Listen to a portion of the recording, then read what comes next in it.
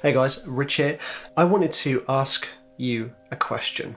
Actually, it's more ask you to ask yourself a question. But before I do that, I want to admit something. I am a huge fan of motivational quotes. Yep, you guessed it. Absolutely love them. And the reason I love them so much is because they reframe my thinking. They reframe my behavior. They reframe my deeds. We are kind of like a trinity of thoughts, words, and actions, right? Anything that gets you to reframe those three things so that you can view them and constructively ask yourself, am I doing the thing I want? Am I thinking the right things? Am I saying the right things? Am I doing the right things? They are really important tools. And again, it comes down to those cliche things. People don't often pay attention to quotes because they're plastered everywhere, but they are absolutely gold. I'm going to reveal to you my favourite quote in a minute because it's about reframing. And how does this apply to us as composers? As with anything, your ability to do something is supported by your ability to think and your ability to act and your ability to speak. And what I mean by that is whether you think you can or you think you can't, you are right. That is the quote that I absolutely love. It's Henry Ford. And it basically says that if you think you can do it, you're right. If you think you can't do it, you're right. Because your thoughts about something precede the words and precede the actions. So if you think you can become a trailer composer, you're right. If you think you can score a Hollywood movie, you're right. I'm not going to go into the steps needing to be taken to get to those points, but if you have the right thought first, it will feed through into the words you speak, it will feed through into the actions you take. And that's why I'm all about focusing on what you want and what you enjoy and what you're interested in. Because then you start to think, the enjoyment, the curiosity feeds the positivity, which then can support the statement, I can do this. And if you think you can do it, and you believe you can do it, you can.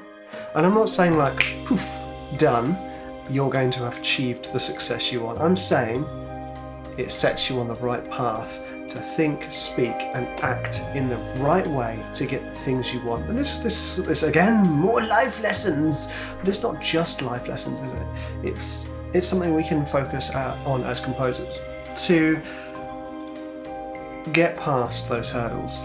If you think you can't score this custom that you've been asked to do, you're right, you can't. And that, unfortunately, preyed heavily on me when I first got into trailer music because I got kind of thrown in the deep end.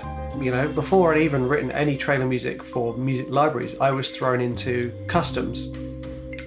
Huge blockbuster customs. Not like, here's a small budget trailer. This is, my first few customs were Star Trek, The Avengers, Men in Black 3, Assassin's Creed trailer. These were huge. I hadn't done any trailer music before this. I'd maybe submitted one demo, but again, it wasn't like I'd written trailer structures. I had just written a track I liked. I thought, I can't do this. I pooped the bed, for want of a better phrase. I didn't handle the situation because I didn't think I could, and I didn't. As I've gotten older and wiser, I've started to notice a correlation between when I think I can do it and when I actually do. And that's not to say that I get success with customs. I don't. And that's an admission. I don't have a huge success with customs because I don't enjoy doing them. That's my admission. It's out there. Although most of you already know that anyway. I don't enjoy customs unless it's obviously rearranging my own track because it's far too easy to fall prey to those negative thoughts of disbelief. So I have a huge respect for those of you who do master customs and win the big ones because it's tough. It's not only tough as a writer, it's tough on your mind and your self-belief. Putting hours and hours and hours into a track and then losing the custom, it's a big blow to your ego. Returning back to my original point, whether you think you can or you think you can't, you are right.